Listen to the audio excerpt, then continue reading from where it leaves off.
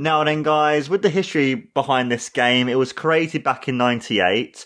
It was the last game to do with WCW and AKI THQ working together, because in the following year is when it went to WWF. I'll be looking into more of that in the next review, for example. But it's also one of those things that has gone leaps and bounds, where the first time I heard about this game was back in early and mid '98, where back in the day when I was a child, I used to collect the UK equivalent of the Nintendo official magazine. But they also had another magazine called N64, which is one I used to buy, and I used to read it, and then it would tell me about different games that are coming out. And I remember seeing this game announced in the magazine, and I could just see from the screenshots just how different and how much more better it was than WCW versus nWo World Tour. I mean, some of the stuff that they added to it was a lot, where now it included full ring entrances, like rather than just the wrestler being in the ring doing a pose, it now had full ring entrances. You now had a valet with you or a manager, depending on who you had as a wrestler. There were also much more brighter and colourful graphics. You finally had all of the pay-per-view arenas. It wasn't just this generic WCW DOA thing like it was in World Tour. You had a really cool cartoon model of a referee when certain things are happening. So when you're putting someone in a submission or a pinfall or you're being counted out, it included that. Also as well, there were a lot of different gameplay mechanics added to the game, where you've got things like more use of reversals, instant replays. There was also the fact of tall wrestlers were able to walk across the rope. Everyone wasn't just able to go inside the ropes. It was actually more of the size equivalency than it should be in real life wrestling, where you have someone like a Kevin Nash, for example, rather than just him going through the middle rope like everyone else, he actually does his real life thing and actually goes above the top rope. And also as well, an instant replay was included. So after the match had finished, there would be a replay of your big move into the pin. And they included this in the other two games as well. Going back to the gameplay, there was some really, really good stuff that they added to it. Like, obviously I mentioned before about the reversals and including other stuff, but there was this weird mode that they included. It was like this strike mode, where with certain wrestlers, you can then get into a different combination. And I'm kind of glad that they took it out from the latter two games and including Virtual Pro Wrestling 2. But I quite like that because they wanted to add something new to the game. Also as well, when during the game for the first time ever, which they included in later THQ games, you were able to steal your opponent's taunt as well as their finisher. And also as well, certain wrestlers couldn't ascend to the top rope unless they were in the special mode. So basically, if their meter's up to special, they would then have to jump up. Then they could then jump on the top rope. So it adds more to the realism of the game as well. Also as well, a lot of the special moves look like the special moves, where, for example, in WCW versus nWo World Tour, Kevin Nash's Jackknife Powerbomb was just literally just a normal powerbomb, where in this one now, he does his pose and he actually does a proper finisher too. And also as well, they added so much more to the gameplay. They added a lot more modes to it. There were some great different things. And also as well, the game included a lot more moves. Even though in the previous game all the wrestlers had different moves, in this one they added to the wrestlers so many more moves. So then it adds so much more to the gameplay, where rather than it kind of feel like after a while you were playing the same wrestler against the same wrestler in a sense. But in this one, because they all had their own moves and they added different moves and they made each of the moves feel like the actual wrestling itself and that kind of thing, and how you would have the amazing instant replays that were happening, so it adds more to the velocity and the ferocity of these different matches too, that it added just so much more to the game. And I felt by including this, it just adds so many more different things. It was just really, really good. And also as well, the way that certain moves in the previous game were seen as a heavy grapple, where in this one it was seen as a weaker grapple, kind of added more to the strategy of how people play the game, where you want to defeat your opponent, but you don't want to go through straight away with heavy grapples. You want to go through the smaller strikes and then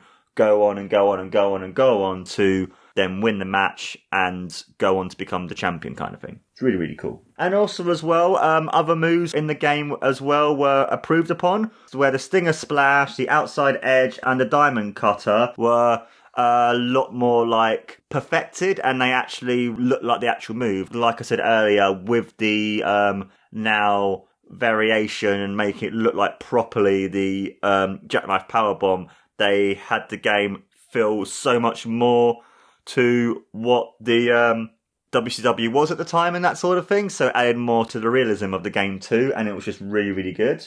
Also as well, the game had so many different characters. It had so many different wrestlers at the time who were included in the game. The only wrestler that wasn't in the game was Ric Flair, due to him having a bit of a rivalry and a bit of a thing with Eric Bischoff at the time, and he was gone and came back and that sort of thing. But by the time he did come back, it was too late for him to be included in the game, so it's quite sad to lose him. But you had all these different people. One of the good things about this game as well is that it did it in the different factions. So you had at the time the WCW faction, the nWo Hollywood, and the nWo Wolfpack, and you had the Cruiserweights in their own division and stuff. So it made each of the different section of wrestlers actually more than it was in World Tour in its own sections and stuff as well. Also as well, it was one of those things that included, even though it was quite limited, it was kind of like a create a wrestler kind of thing, because even though it wasn't really a create a wrestler, you were able to custom a wrestler, where you were able to literally make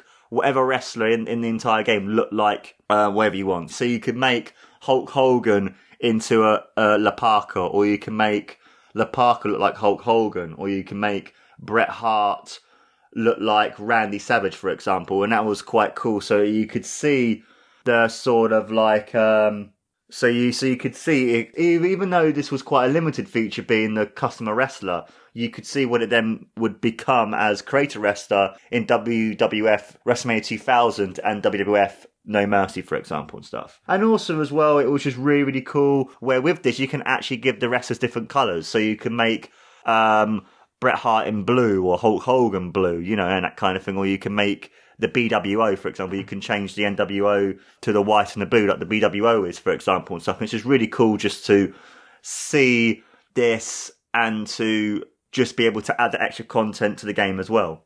Design of the game as well was just fantastic. Now finally having all the different WCW arenas from that era was really, really cool.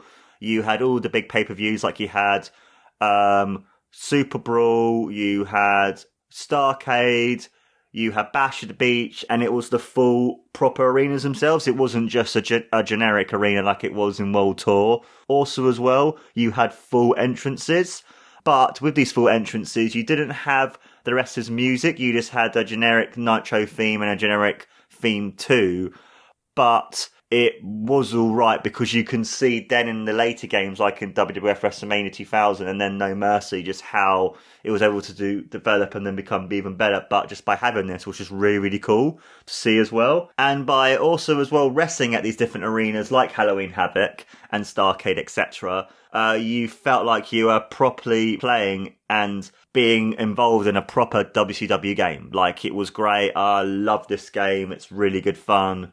Proper WCW game, and you can see the massive evolution from World Tour to Revenge, and it's great to see. Also as well, the story and the career mode was quite different, where in this one you would there would be a new championship mode, and you would go through different matches to then wrestle the champion, which then means you would then come up saying, congratulations, you are the champion. And then when you would come out, you would have the belt. So if you were Hulk Hogan with the championship, you would see him come out doing the guitar. If you were Goldberg, you would have the championship. And it was really cool because you would have to defeat different wrestlers and stuff. Like you had, in the championship mode, you had titles like the Cruiserweight, World Television title, World Tag Team, United States Championship, and the World Heavyweight Championship, where it was really cool to see this because it added more to the realism of WCW. Because even though there wasn't a story mode,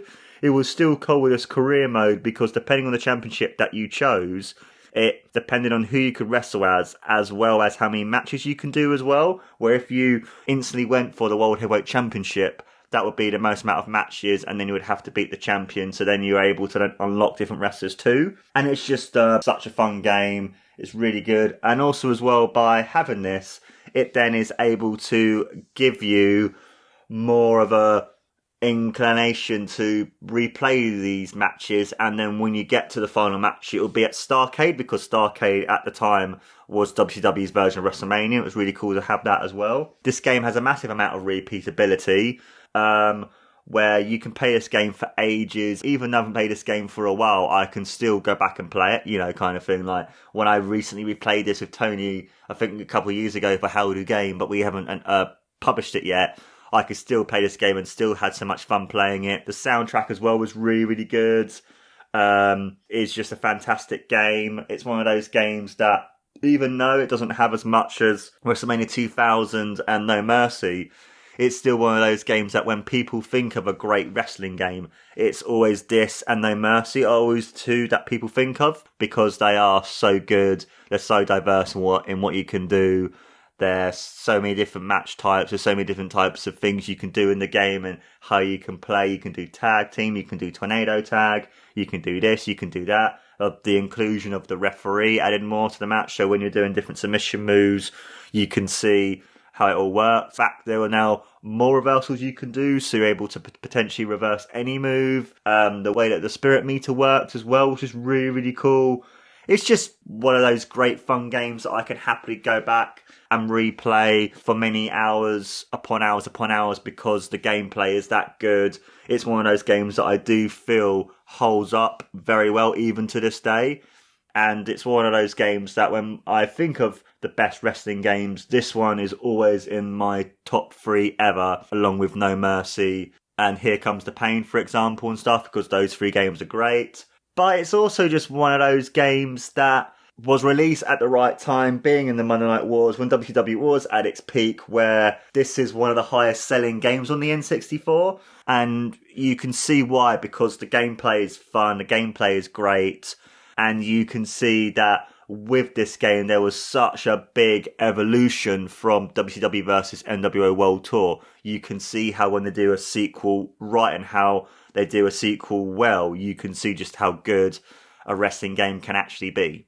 And my rating for this game has to be, for sure, 5 stars. It's one of the greatest wrestling games to ever be created. It's a fun game. It's great. Even though it's quite simple, it's very hard to master. It's one of those games, as well as WCW versus nWo World Tour and the latter games being WrestleMania 2000 and No Mercy, that you can just pick up and play, and you don't have to be interesting to enjoy the game either, because I find it's one of those games that is so fun and so arcadey in the way that you play, but also quite simulating in the way that you play it, that I think anyone can play this game and enjoy it because it is that good. The amount of content that you get for this game as well, like the fact you're able to custom a wrestler. You can make your wrestler look like whoever you want. You can make him be in bright pink, bright blue, bright yellow. You can make him all black. You can do this, you can do that. It's brilliant. I love as well the championship mode was brilliant as well. I love the instant replay. So every time you do a big move, it's like gives you the proper replay. I like the fact as well that they added something new, which I didn't add in the other games because it wasn't as popular as the other stuff were, like the combo system, but I like the fact they're able to include something in. I also love the fact as well where this game was such a big evolution from World Tour that you finally had full entrances and you finally had the full arenas and stuff as well. Was really cool to see too. And I just think it's just one of those games that I would highly recommend to anyone who likes wrestling or gaming in general, because it is one of those games that I think for me shows why when wrestling games are really good, they're fantastic. And this game is really good fun. It's brilliant. And it's also one of those games that made me jealous of being a WWF fan, because I wanted THQ to make these games, because I loved this game when I was a child. I played this game for hours upon hours upon hours upon hours. Even when No Mercy came out, I still went back to play this game because it is that good, it is that fun, and I wanted to play as a different set of wrestlers, for example, being WCW. And also as well, I think it's one of those games that, even though, in my opinion, No Mercy perfected what AKI can do for wrestling game. I know I've never really played, or I've never actually properly played. I've seen gameplay of it, Virtual Pro Wrestling 2, for example, but you can see just how good this game is and just how much fun this game is that I can happily go back and play this game, and I would highly recommend this game, and it's definitely worth its 5 stars.